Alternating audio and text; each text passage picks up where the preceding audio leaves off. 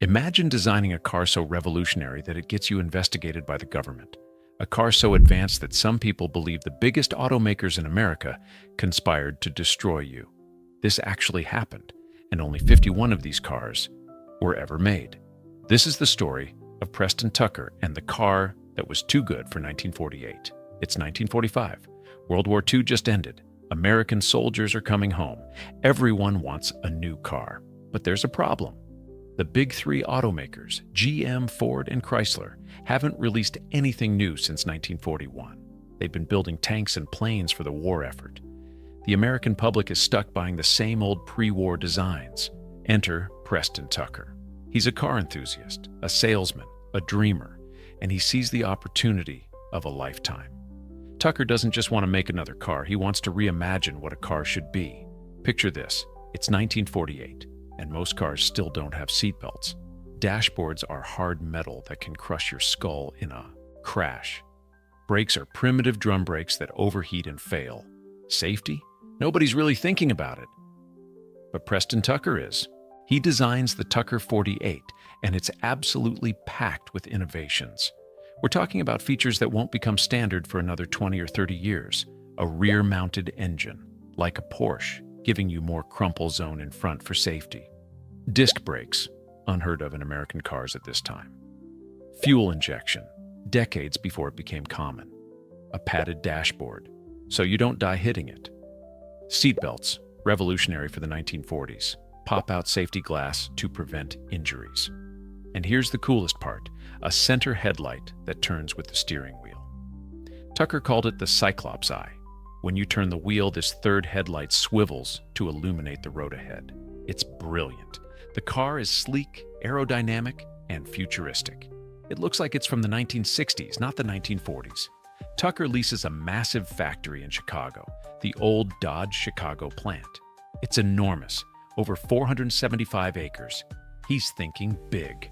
In June 1947, he unveils the prototype, the Tin Goose, at a huge public event. The crowd goes absolutely wild. This car looks like nothing else on American roads. It's long, low, sleek. It looks fast, just sitting still. Orders start flooding in. Tucker comes up with an innovative financing model. He sells dealership territories. Dealers pay anywhere from $5,000 to $30,000 just for the right to sell Tucker cars in their region. Money is pouring in.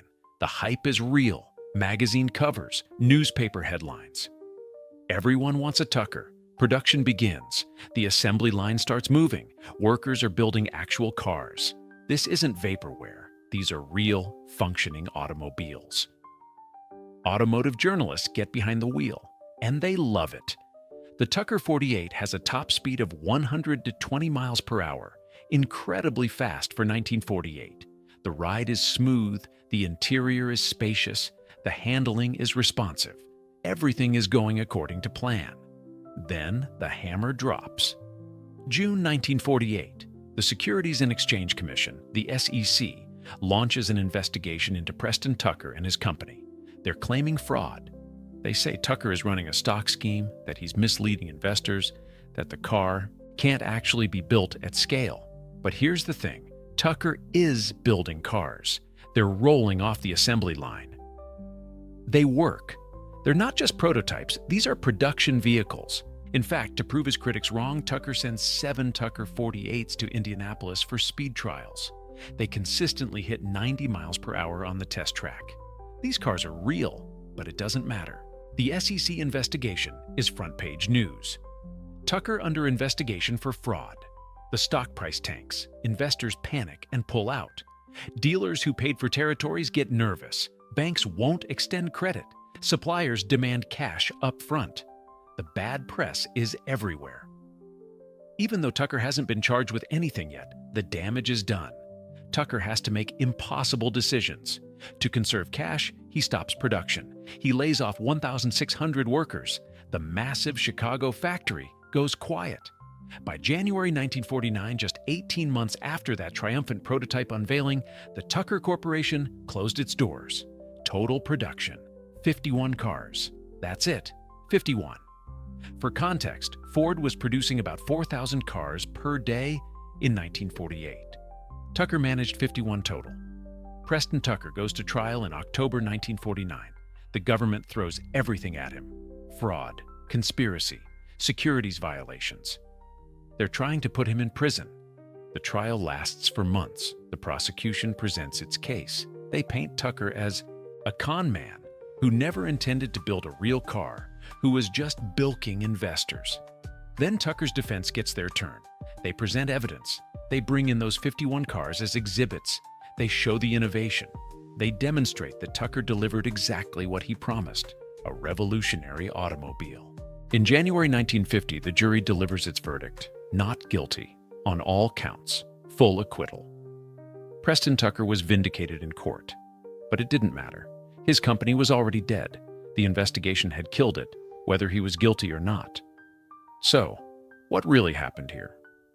Was this a conspiracy? Tucker believed until he died in 1956 that the big three automakers, GM, Ford, and Chrysler, pressured the SEC to destroy him. His car was too good, too innovative, too much of a threat to their business model. They were selling the same old designs, and here comes Tucker with disc brakes and fuel injection and actual safety features. Some historians think Tucker was naive about manufacturing and finance, that he was undercapitalized and in over his head, that the SEC investigation, while devastating, wasn't necessarily a conspiracy, just regulatory oversight that happened to coincide with his company's financial struggles. The truth? Probably somewhere in between. Tucker was definitely undercapitalized and inexperienced in mass manufacturing. But it's also hard to ignore the timing and the fact that he was acquitted of all charges. The investigation destroyed him before he could even defend himself in court. Here's what we know for certain. Those 51 Tucker 48s were real. They worked. They were genuinely innovative. Features that Tucker included as standard in 1948 didn't become industry standard until the 1970s or later. Today, Tucker 48s are among the most valuable American cars in existence. They regularly sell for over $1 million at auction. One sold for $2.9 million in 2012. There's a Tucker 48 in the Smithsonian. Francis Ford Coppola made a movie about Tucker in 1988 with Jeff Bridges.